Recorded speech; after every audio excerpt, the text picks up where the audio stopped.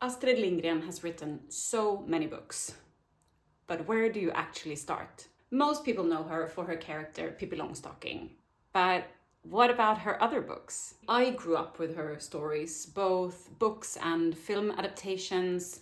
We played the different characters, acting it out as kids. I've worked with her stories as an actor, and I've read and own most of her books. So I thought today we would explore where to start, because as I said, she's written a lot of books. I'm gonna break it down depending on if you're reading her for the first time, reading with kids, or if you're revisiting her as an adult. But why her? When it comes to Astrid Lindgren, there are a couple of things that stand out to me.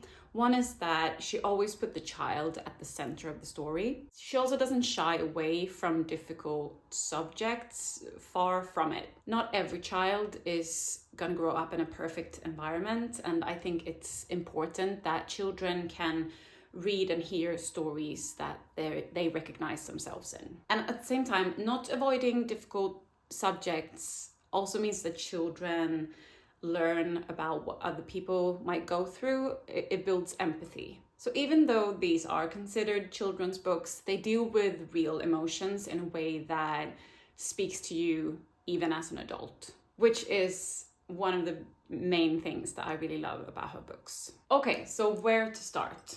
Most of these are available in English, but some of her earlier and lesser known work can be hard to find, also depending on where you live.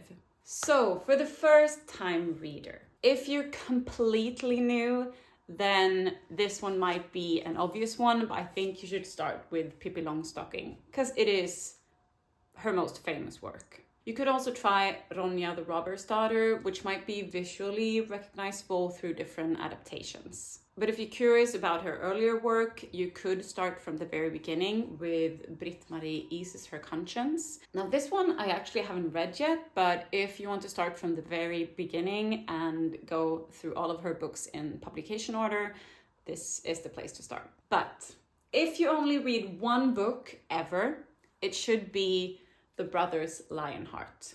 It's just incredible and will have you emotional from the very start. Now for the kids. Again, if you haven't read it, I think it's a really good starting point with Pippi Longstocking. Now, this is the first one out of 3. Personally, Pippi is not my favorite, but the kids love her because she has everything that kids don't. Total freedom, extraordinary physical strength, and unlimited financial independence. If you've already read Pippi, Emil is a great next step. It's about a mischievous boy constantly getting into trouble in the Swedish countryside. Now, both Pippi and Emil is structured like short stories, so they're very accessible for younger kids. But if your kid is a little bit older, then again, I would recommend Ronja the Robber's Daughter. It's about Ronja, who grows up as a cherished and spirited daughter of a robber chief living in a medieval castle. It explores themes like friendship, finding your own path, and challenging the idea that your parents can do no wrong. All wrapped up into a story with much heart humor and a little bit of magic. Now, if you want to mix things up a little bit, I have a great short story collection for you. Nils Karlsson Pyssling. The story that gives the collection its name, especially, like, this hooked my niece from the very start. It's a heartwarming story about a lonely boy who makes an unexpected friend.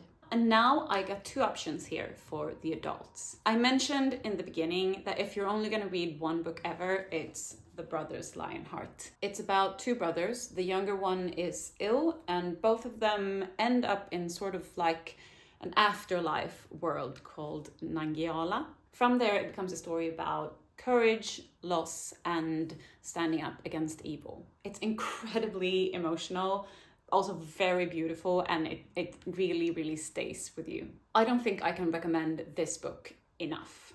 The next one is Mio's Kingdom, who follows a lonely boy who lives with his foster parents. One night, he is taken to a magical land where he discovers his true identity and a destiny that he has to face. It has a classic fairy tale feel, but also deals with loneliness and belonging in a very real way. Now, both of these has a struggle of good and evil and are recommendations I would make if you want something a little bit more deeper and emotionally impactful. Now, one of the things that makes Astrid Lindgren so special is whatever your age, these stories really stays with you.